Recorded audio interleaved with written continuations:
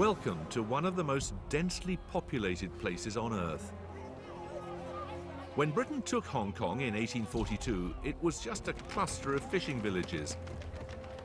In a few decades, they had made it one of the busiest, richest trading posts in the world. The British Empire wasn't just about conquest and government and chaps in shorts telling foreigners what to do. It was also about money and profit.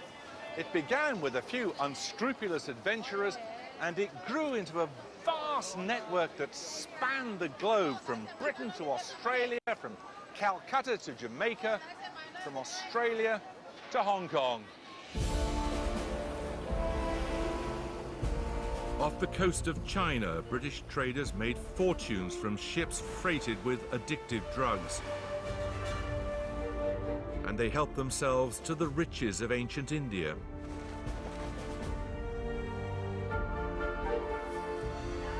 Money flowed to Britain from piracy in the Caribbean and from estates worked by slaves taken from Africa. Empire trade and empire theft helped make Britain a world capital of money it still is today.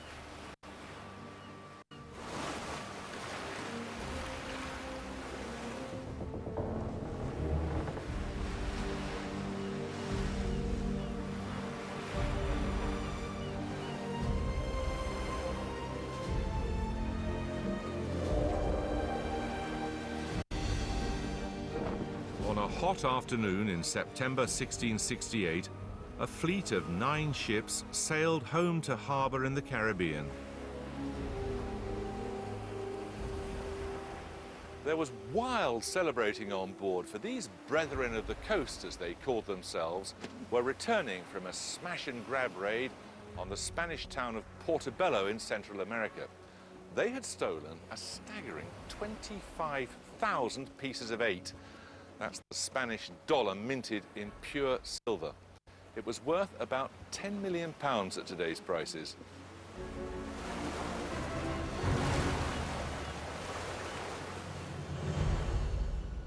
Leading the so-called Brethren was Henry Morgan, a ferocious, hard-drinking Welshman from Monmouthshire who made his living by theft and violence. Men like Morgan were the founding fathers of the British Empire, for it began not in trying to rule other countries, but in robbing them.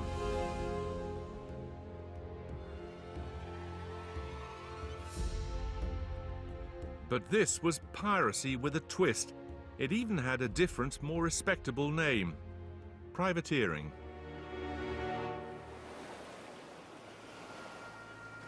It worked like this. The government licensed merchant ships to attack and rob the country's enemies, and in exchange, the government got a share of the stolen goods. This was empire building on the cheap. The freelancers took the risk, the government took the money.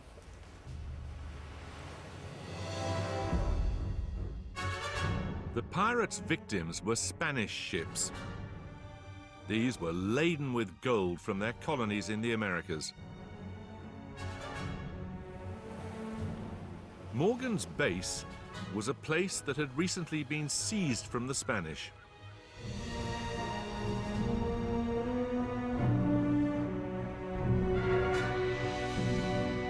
The island of Jamaica.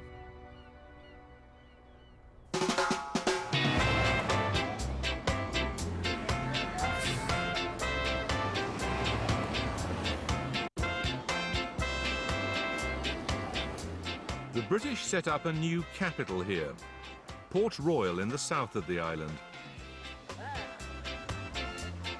With its vast number of taverns, brothels and rowdiness, it quickly earned the name the Sodom of the New World.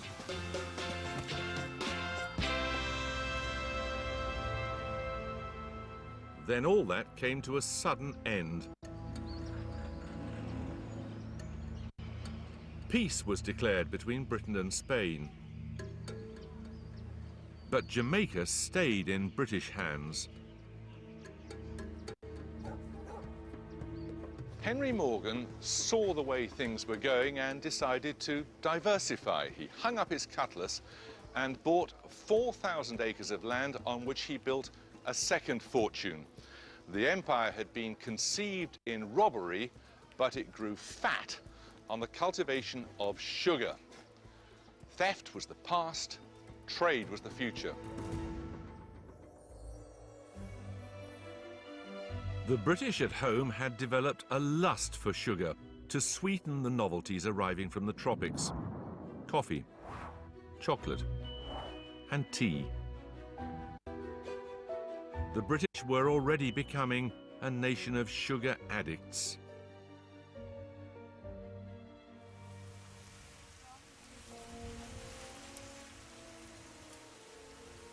Sugar from Jamaican plantations could satisfy their sweet tooth.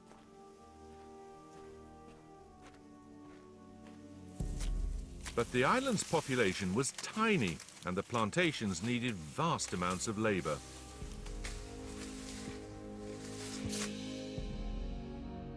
The answer to the problem lay in the traffic of human beings from Africa, the slave trade.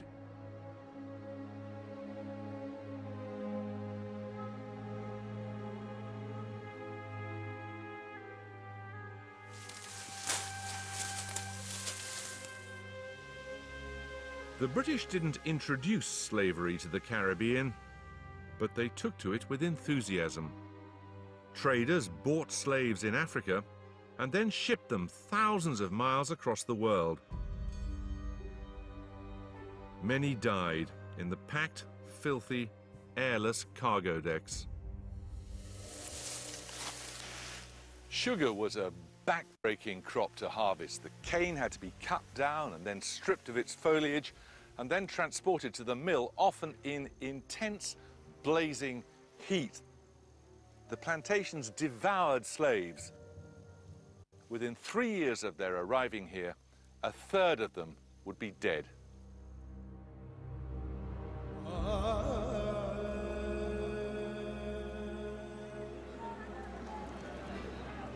By 1775, 1.5 million men, women and children had been forcibly transported from Africa to the British West Indies. Their descendants now people these islands.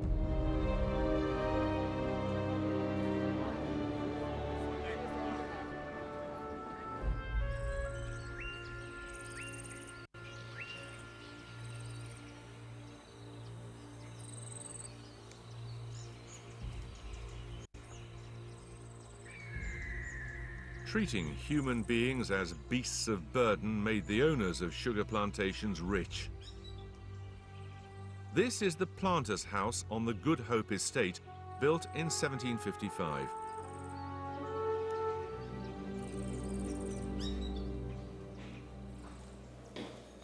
Its owner was 23 when he bought it. He became the wealthiest man in Jamaica, owning over 10,000 acres of land and 3,000 slaves.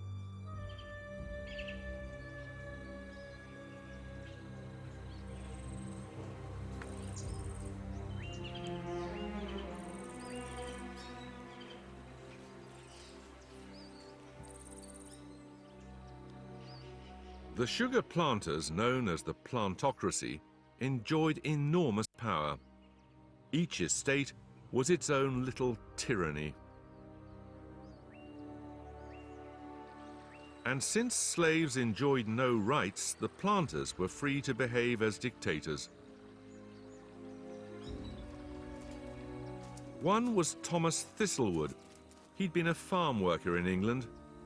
Slavery turned him into a man of means. He fancied himself a man of letters too, and kept a diary. Even though we all think we're familiar with the routine horrors of the slave trade, when you read what some of these slave owners did, it really does make your stomach heave. Here are 3 accounts of punishments meted out by Thistlewood in 3 months in 1756. Darby catched eating canes, had him well flogged and pickled, then made Hector shit in his mouth.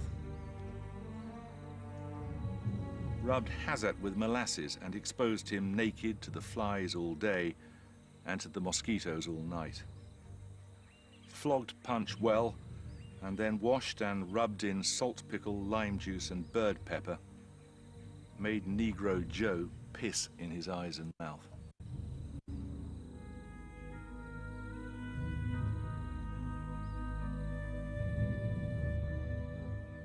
Thistlewood kept a tally of what was known as nutmegging, the rape of female slaves, something he did by his own reckoning on 3,852 occasions. He would allow his guests to do the same.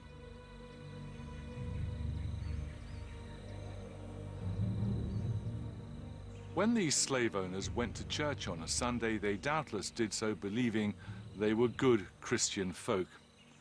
They behaved as they did because they didn't regard their slaves as fellow human beings, but as their property to do with as they pleased.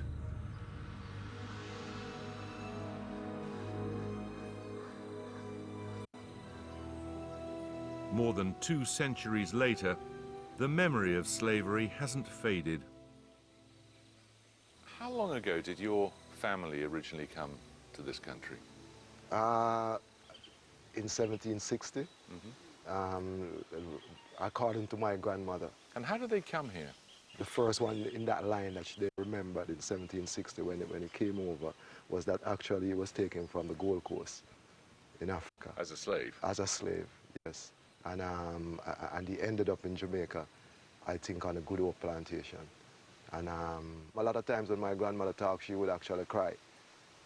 Because even like we were standing here in a mill like this, they would put the cane in one hand, and a horse would be... a horse? Yes, would be turning it, like treading the mill. And when they turn it now, this part would take in the cane and squeeze the juice out of it. And the juice comes out of the funnel and the juice there. now would come out from at the front of it here. And so when they were working a slave, and they would work him for 12 hours, and he would fall asleep, he would have to have an axe here, that if his hand, if he fall asleep and he made a mistake, and his hand go in here, he would have to chop it off. Yeah. You know, when someone in my extended family probably was involved in bringing your ancestors over here as slaves. And yeah. Doesn't it make you feel furious? No, I think for now we have passed that in this generation. But let's be realistic. You were, as slaves, being used as beasts of burden, essentially. Yes, yes. It's hard to understand why some people would want to do that to other people, or want to say, you should work for me for all of your time, for generations, and I'm never going to pay you. I hope that Britain one day will look at us even in Jamaica and say, Jamaica made us rich. Jamaica was the sugar capital of the world.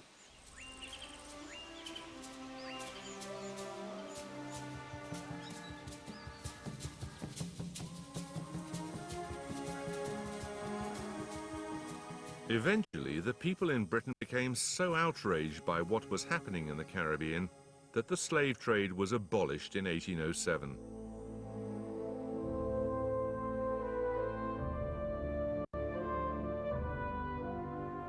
But the wealth of the fledgling empire didn't come from slavery alone. There were riches of a different kind to be found on the other side of the world.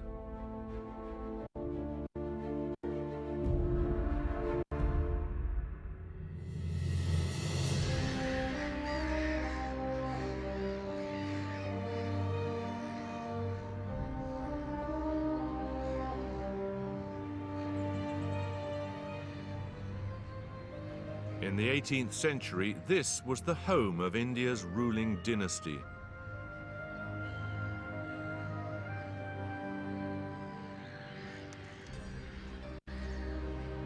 The first British visitors were awestruck by what they found.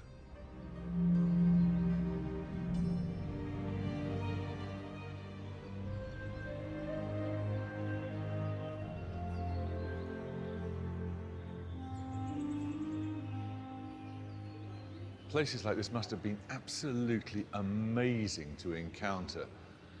You'd arrived from somewhere cold and bleak in the Northern Hemisphere, and one can only imagine what effect it must have had upon some young lad on the make.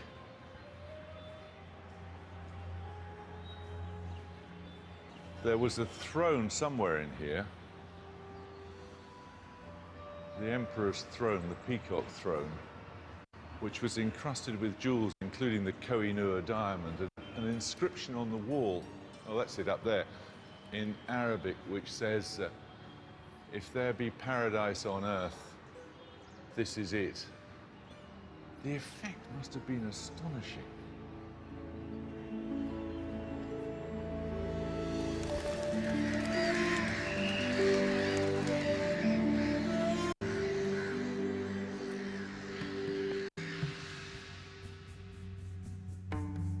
The earliest Britons in India were traders, men who'd gone there for spices, cotton, calicos and indigo. The East India Company, which soon dominated trade, raised its own army of local troops.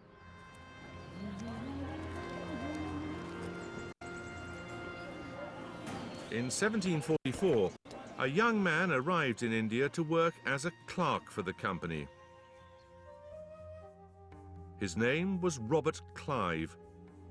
Ambitious, short-tempered and impatient, Clive could see that wielding a sword was a faster route to riches than pushing a pen.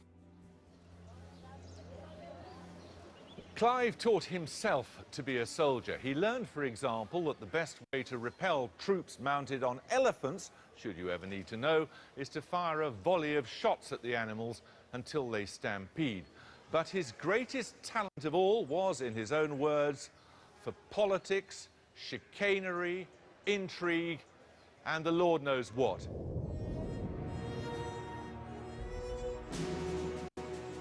At the Battle of Plassey in 1757, Clive outwitted the ruler of the state of Bengal, a man who had dared to challenge the power of the East India Company. Clive then walked into the prince's treasury and coolly helped himself to a fortune.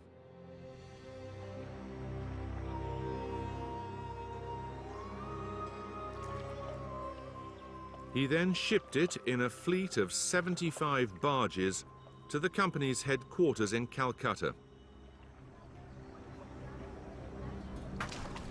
Soon afterwards, a new word entered the English language. It was a Hindi word, loot.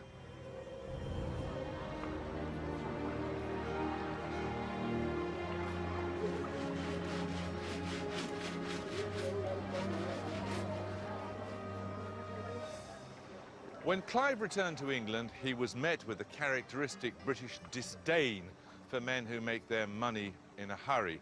But when hauled before Parliament, he simply said, "An opulent city lay at my mercy. Its vaults were thrown open to me alone, piled on either hand with gold and jewels." Mr. Chairman, at this moment, I stand astonished at my own moderation.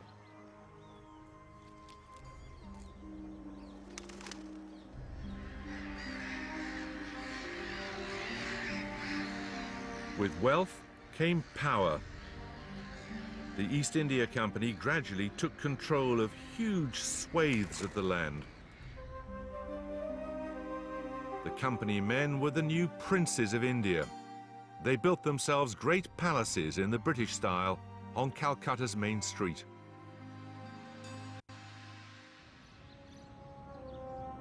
Many of them still stand today.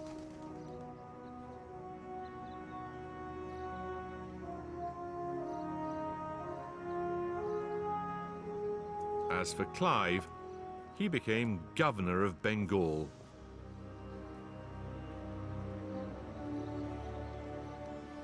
So what had begun in plunder had ended in government, and so it was to prove right across the world. It was the greed of Robert Clive and men like him which built Britain an empire.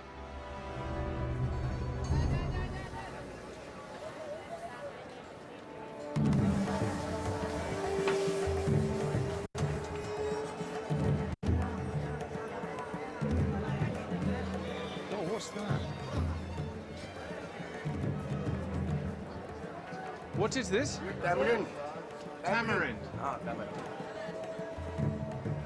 18th century India provided Britain with a spectacular array of goods. Sheer variety. I mean, of course, I have no idea what most of these things are. There's an awful lot of this yellow stuff. I wonder what it is. It was the spice trade that had brought early travellers to India.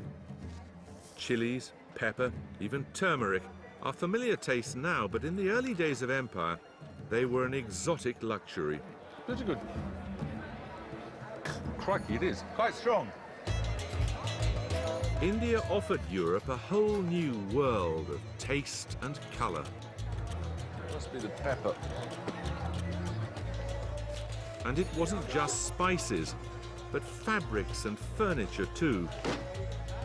A network of global commerce was bringing the cultures of distant lands closer together. Mind you, there's a bit of a traffic jam here. Sorry.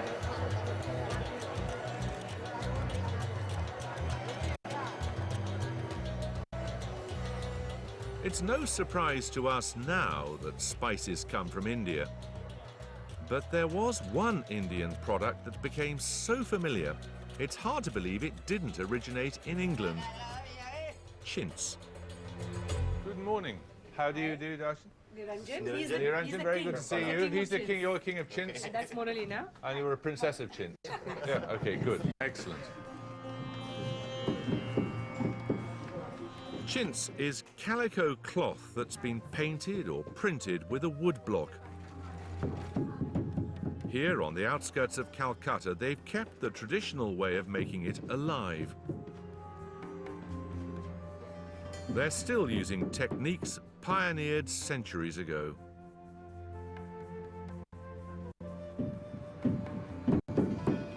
I'll be honest with you, chintz has a very bad image in my mind. It's this sort of thing, you know, it's sort of thing grannies have on their sofas. But Yes. I mean, that's not just what chintz No, is, no, is no, it? no. This is what has been in later times adapted to the taste of the British people and has been done on the screen. Oh, it's our fault. Yeah, it's screen printed. So therefore, if you go back to approximately the 16th, 17th century, this is what is the original Indian chintz, which is sprinkled, sprayed, hand painted and hand block printed fabric. Right. So it's drawing with the pen and using natural dye process to fill in the various colors.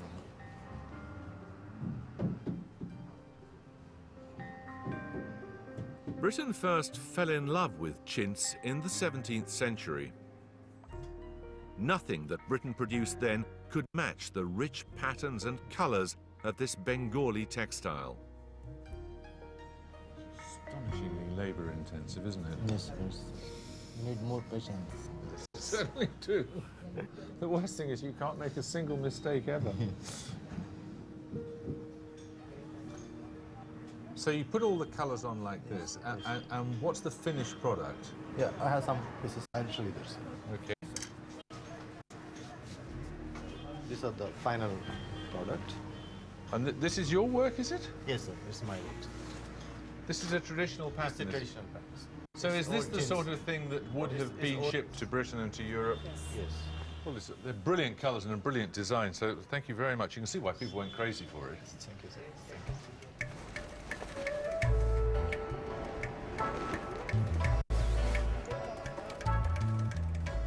At one time, chintz made up 3/4 of India's exports. It became so popular that British cloth makers protested. In 1720, it was actually banned in Britain. And after that, the British started making their own.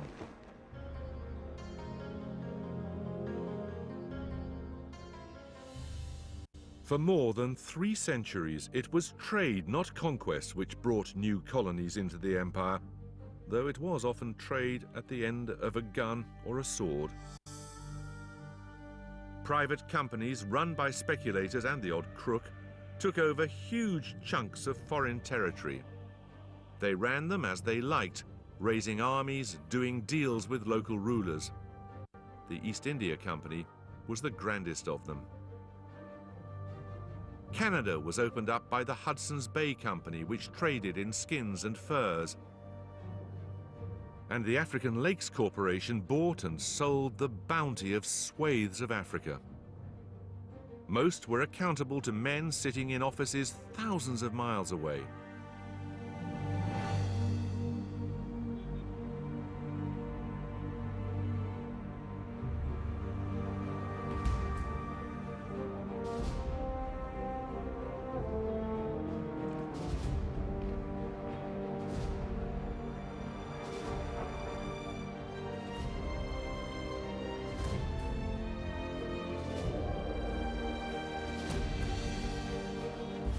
At the heart of empire was the City of London, the centre of a spider's web of global trade.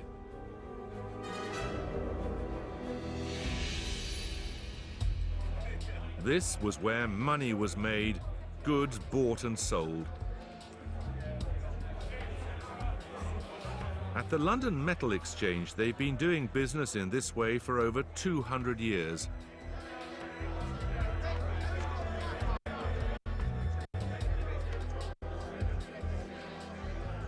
It all looks utter chaos down there, with people shouting and making strange gestures and talking into 2 or 3 telephones at the same time.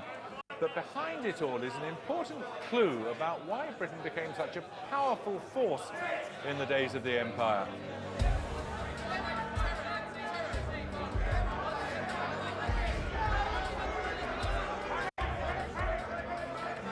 On floors like this, traders speculated on tin from Malaya, cotton from India, wool from Australia, gold from South Africa.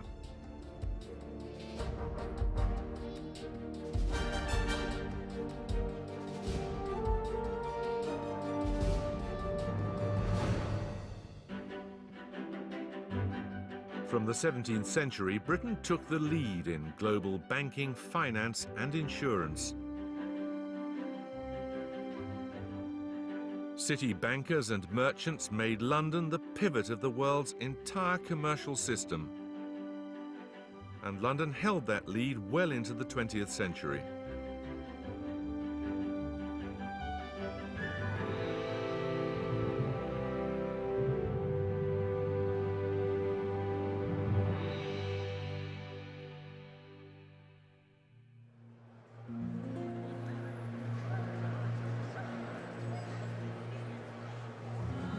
By the end of the 19th century, more than half the world's trade was financed in British pounds. Victorian investors grew rich trading in things on the other side of the world, things they never saw or perhaps never wanted to see.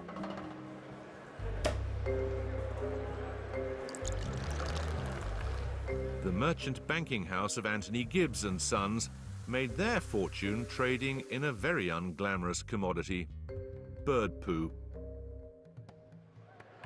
It was called guano, and it was collected from some islands off the coast of South America. Hence it was said, the House of Gibbs made their dibs by selling the turds of foreign birds.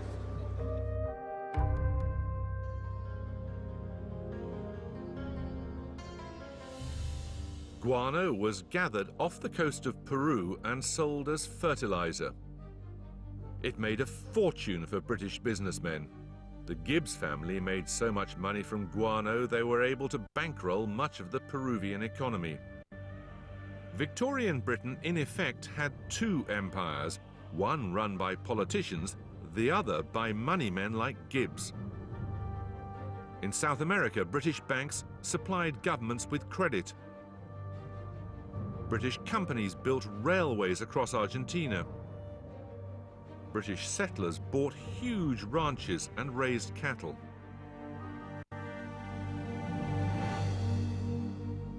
But the real killing to be made in Queen Victoria's empire was from something far more pernicious than bird droppings. And it made some Britons rich beyond their wildest dreams.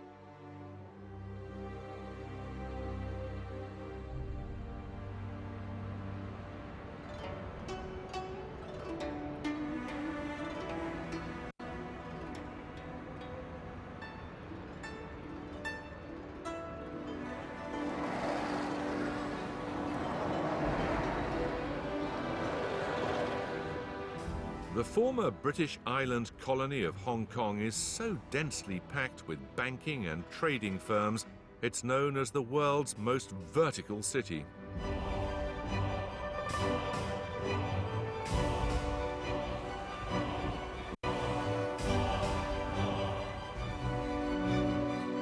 The place lives, eats, and breathes money.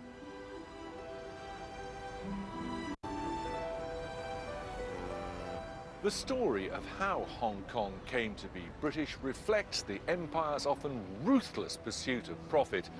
It's an extraordinary story, even if it is one of the most shameful in British history.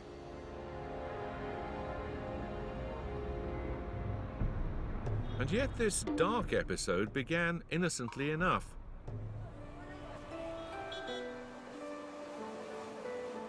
It was born from the English passion for a cup of tea. Hello. Hello, hello. How many types of tea do you have? Mainly is all the Chinese tea we have. All of types, them? Yes. Oh, it smells lovely, doesn't it? Yes. Would you like to have a cup of tea? Oh, I'd love to have one, yes. This way, Please, please. thank you. Yeah. In the early 19th century, China was virtually the only place tea was grown. But there was a problem. For 3 centuries, China had severely restricted trade with the West. The British were desperate and even sent a delegation to China. They begged the emperor to open up his country and take some British products in exchange for tea. They presented him with all sorts of trinkets, games and curiosities, scientific instruments and toys. But he remained resolutely unimpressed. We possess all things, said the emperor. I set no value upon things strange or ingenious, and I have no use for your country's manufactures.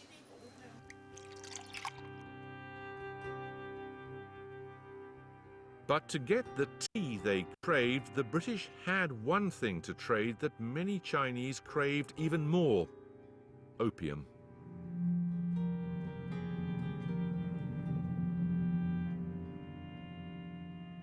The drug was illegal in China, though the ban was widely ignored.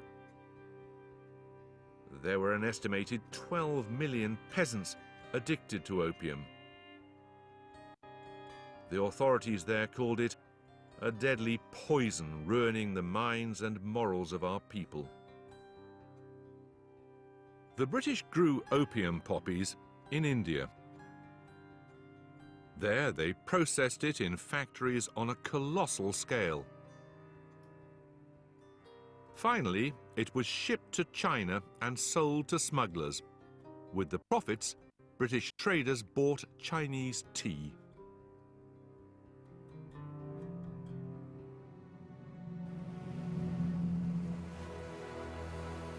Two men in particular made a handsome profit out of opium.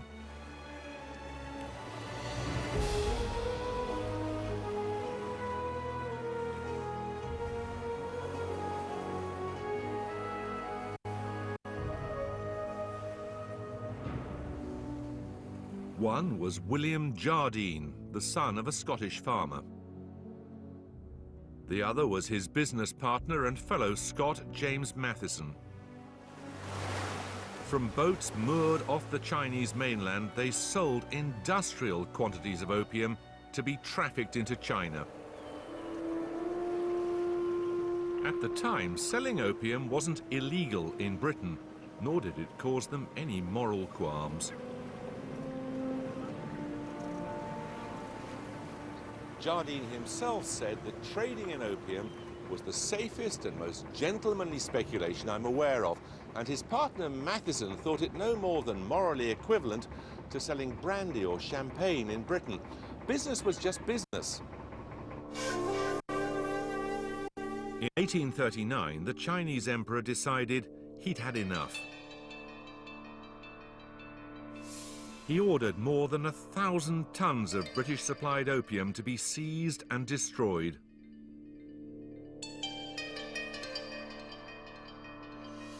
The British government was outraged. It invoked a sacred and very convenient principle, the principle of free trade. Britain had to be allowed to trade what and where she liked, especially in the case of opium.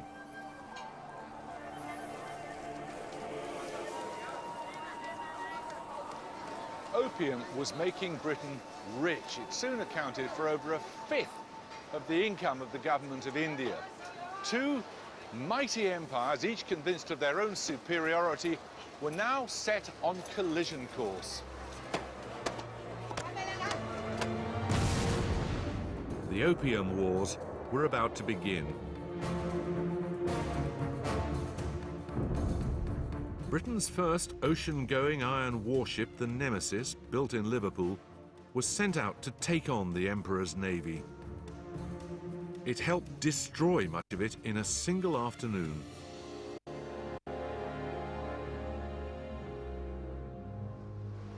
This was the modern world confronting an ancient one, sailing junks against steam-driven gunboats. The Chinese had no choice but to surrender and to open 5 ports to British trade. China had been forced to enter the modern global economy.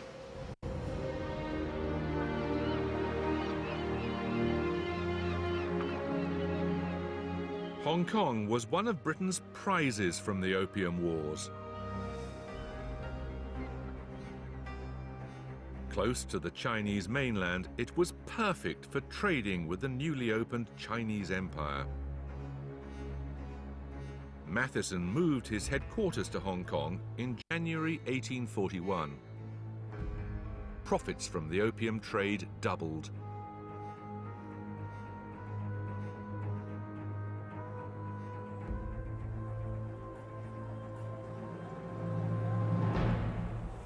So this most bustling of British colonies was built on a drug which stupefies people. Even more remarkably, the British continued to ship opium into China until well into the 20th century.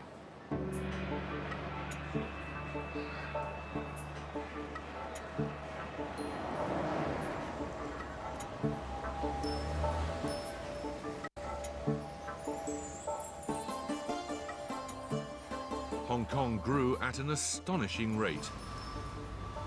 A new bank was founded to service the China trade, the Hong Kong and Shanghai Bank. We know it as HSBC. Today, Hong Kong is a hothouse for global finance.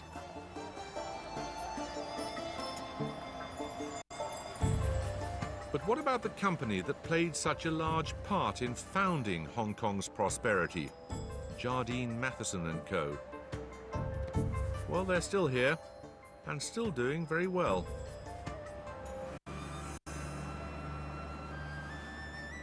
These are the modern headquarters of Jardine Matheson. The round windows have earned it the local nickname, the building of 1,000 orifices.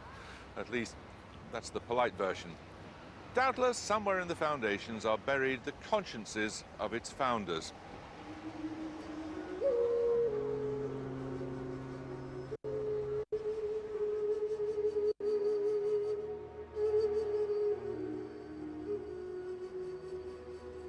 In 1997, more than a century and a half after the Opium Wars, Hong Kong was returned to China.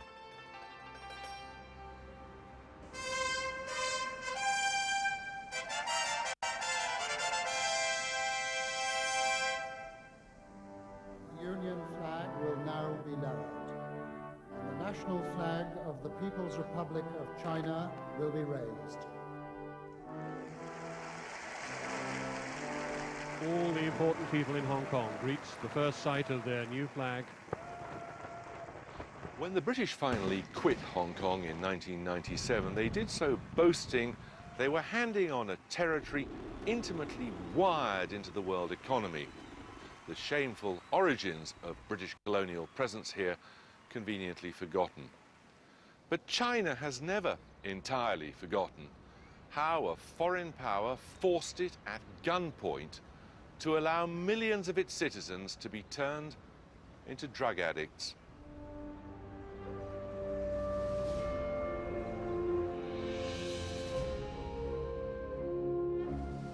The spoils of empire made Britannia rich. From the colonies came gold and silver and spices, even plants.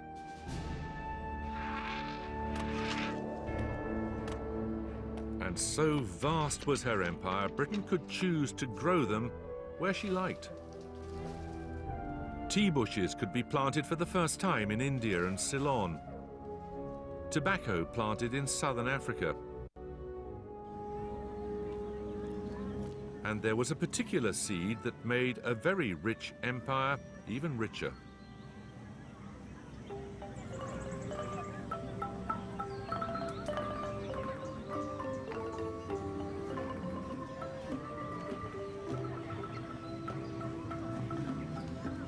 In the summer of 1877, a large packing case arrived here in Singapore's Botanic Gardens.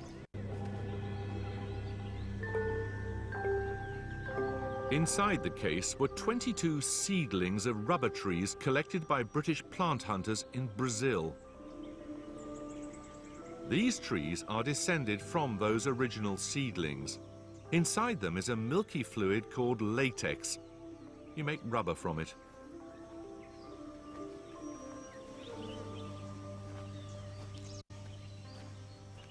The director of the Botanic Gardens, Henry Ridley, was a man with a vision. He saw the truly massive potential of rubber and launched a crusade to convince every planter in the region to grow it.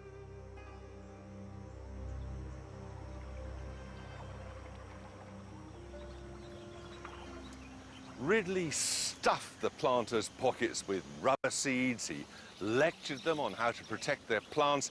He waved specimens of processed rubber under their noses. He was a man obsessed. They called him Rubber Ridley. That was to his face. Behind his back, they called him Mad Ridley.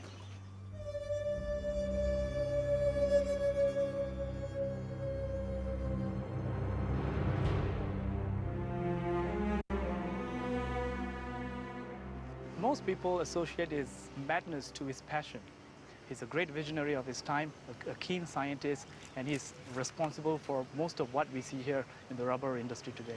Now, Ridley came up with a new way of tapping rubber trees, didn't he? Yeah, the methods used were pretty harsh before that. They will hack into the rubber tree, injuring the vascular cambium, which is necessary for the tree's survival.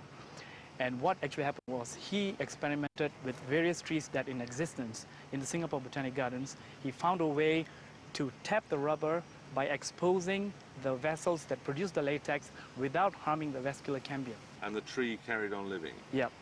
So you could that's tap exactly it again and again and again? Yeah, for up to 5 years on one side. And once you've done on one side, you can actually let it heal while you tap the other side for another 5 years.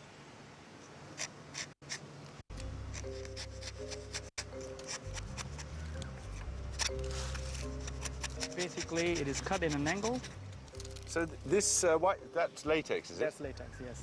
What, there's a bowl or something down here to collect it? Yes. Guy, it's really prolific, isn't it?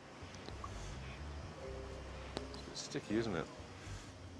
A pair of rubber gloves there or something, maybe. Yeah.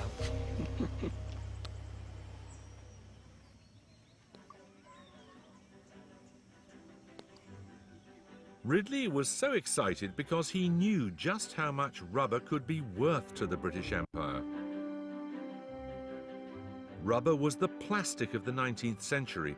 It could be made into just about anything. rubber boots, rubber hoods, coats, hats, hose pipes, rubber raincoats. British manufacturers wanted as much as they could get their hands on.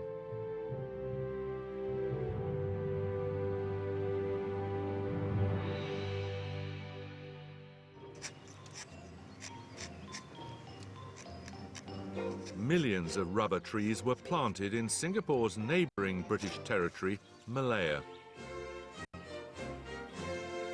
And thousands of workers were brought in from another colony, India, to work on the vast new estates. It transformed the country. By the 1930s, 3/4 of the world's rubber was coming from here. British companies produced most of it.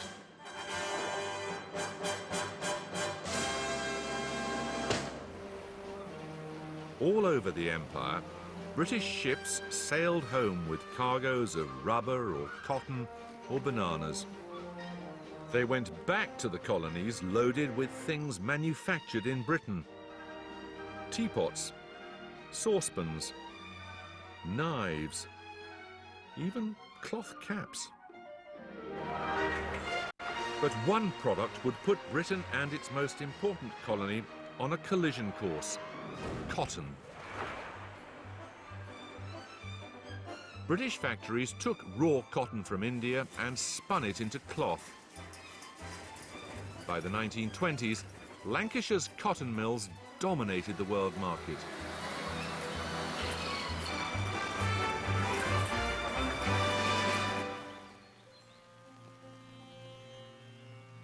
By contrast, the once flourishing Indian cloth trade had virtually collapsed. They had to rely instead on cloth woven in Britain. For many Indians, it was the final insult. The leader of the Indian independence movement, Mahatma Gandhi, burned his suit and adopted the dress of an Indian peasant. He took the spinning wheel as a symbol of Indian freedom and told his countrymen to stop buying British cloth.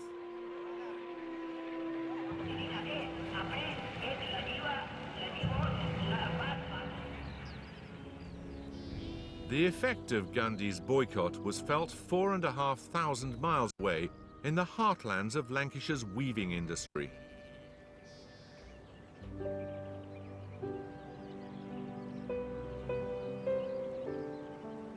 Lancashire had done well out of the empire. At one time, almost 2/3 of its manufactured cotton had been sold back to India.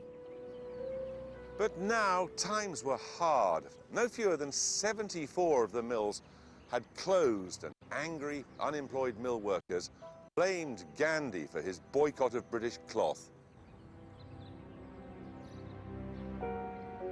In towns like Darwin, whose mills were used for weaving cloth for the empire and beyond, there was frustration and despair. Then came extraordinary news. Gandhi was coming to Britain and would visit Lancashire. He was entering the lion's den, coming to see for himself the effect the Indian boycott was having on textile workers here. Then came the little man, still scantily clad, but with an extremely wet blanket around his tiny frame. I'm sure he must have been frozen. We were in thick overcoats. The local paper praised Gandhi's celebrated sympathy for the poor. Surely his heart would soften at the sight of so many hundreds of unemployed weavers. The peace and simplicity of the place, the Lancashire air, it was hoped would soothe what it called deep differences of opinion. Gandhi arrived in Darwin on September the 26th, 1931. Crowds turned out to wonder at and to welcome him. For those with eyes to see, this was a hugely significant moment. The charisma, the excitement, belonged not to a defender of empire, but to a would-be dismantler of it. I am thankful that I got this opportunity of being surrounded by these happy children and seeing the homes of the poor.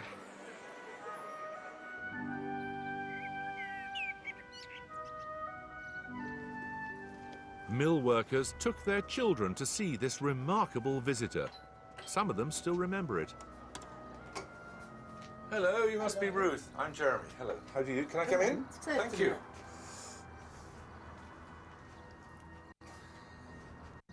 What did your mother tell you you were going to do when you set off that day to go and see Gandhi? Well, she just said, we're going to see a very important man from India, and he's going to make things better, we think, with the cotton trade, which I didn't understand what he was talking about, what she was talking about, because I was only 7 at the time, you know. And I remember all the people there and where I stood, you know.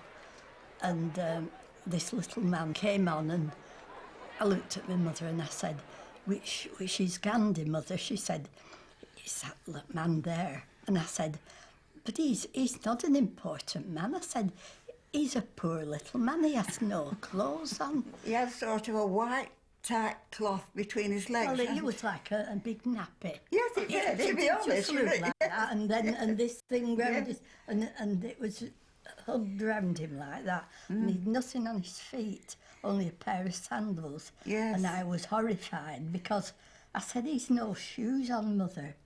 You know, I was really disappointed. But he obviously had amazing charisma that you two remember him so vividly. It's still with us. Oh, yes. Yes. Yeah. Yes, it is. 80 years after the event? Yes. 80 years.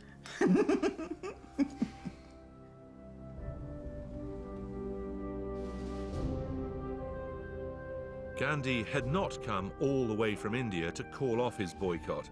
He had a far bigger vision: to make the workers of Britain sympathetic to the plight of the Indian people and to the cause of Indian independence. For Gandhi, it wasn't his boycott that was to blame, but the system of empire itself.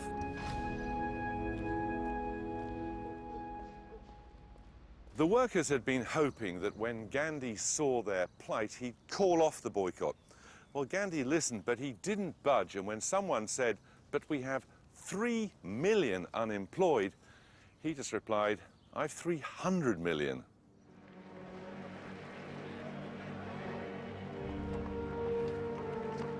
The boycott, and others like it, helped inspire many of those 300 million to protest against British rule. They would demand, and eventually get, independence in 1947. At the stroke of the midnight hour, when the world sleeps, India will awake to life and freedom.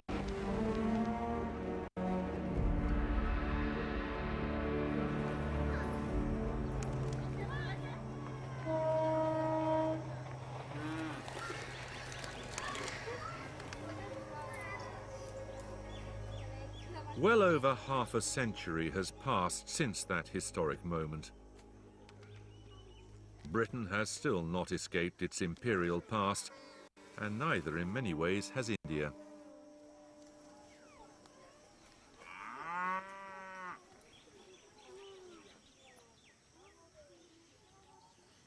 I'm waiting to meet a group of people who devote much of their lives to celebrating one of Empire's more curious remnants: the Royal Enfield motorcycle.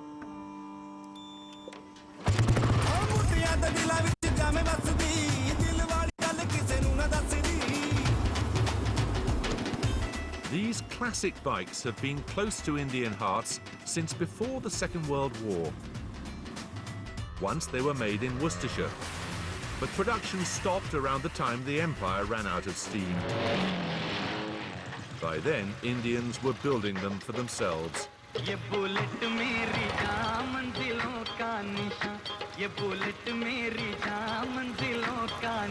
Enfield bullet, ghazab ki sawari. You're bored too, aren't you? The Royal Enfield motorcycle has become as much a feature of Indian roads as painted trucks and wandering cows.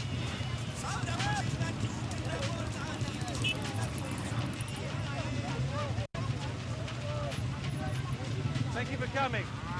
Cow would like to thank you too. Now, who's the chief here? You're the chief. You're Amit, are you? Yeah. Excellent. Good. I want to ask you about, what is it? Your club is they're the Royal Riders Club. The Royal Riders Club. Hi, I'm Jeremy. Hi. Hello. Amit. And how many members have you got? 70 members. 70? Well, you've got half of them here. Yeah, half of them are here. And what is it that you only ride Royal Enfields? Yeah, only. But how many of these are bullets? They're all bullets, are they? They're all bullets. That was the great slogan, wasn't it? Yeah. Built like a rifle, goes like a bullet. Yeah. And why do you like the Royal Enfield? It's for the man. It's for the man. It's a masculine thing. A masculine bike. Yes, obviously. Don't you let girls ride it? On the back seat. Only on the back seat, I see. This is the symbol of freedom. Symbol of freedom? Symbol of freedom. When we ride this bike, we feel that we are free. You say it's a symbol of freedom. Yes. But isn't it a symbol of the British Empire too? No, because we take the best part of the regime and not the worst part. That is why we say this is the symbol of freedom. We have taken the best part, and thereafter now we are free.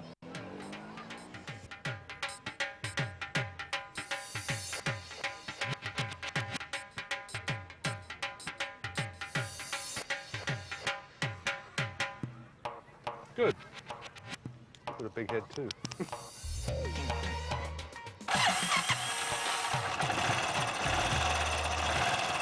I feel more virile already.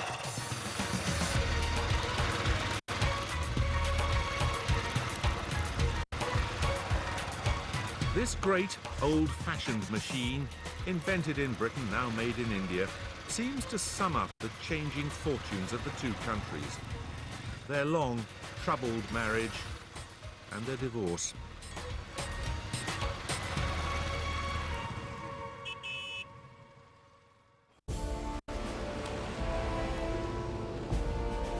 Next time, did empire do any good?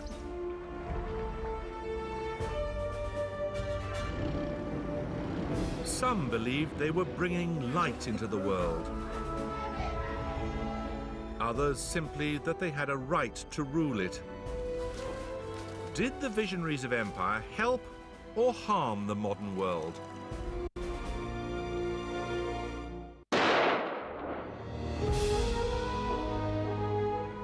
While Anti-Slavery Day looks at modern-day slavery, tomorrow on BBC4 we delve into its shadowy history. Britain's forgotten slave owners, here at 11:25.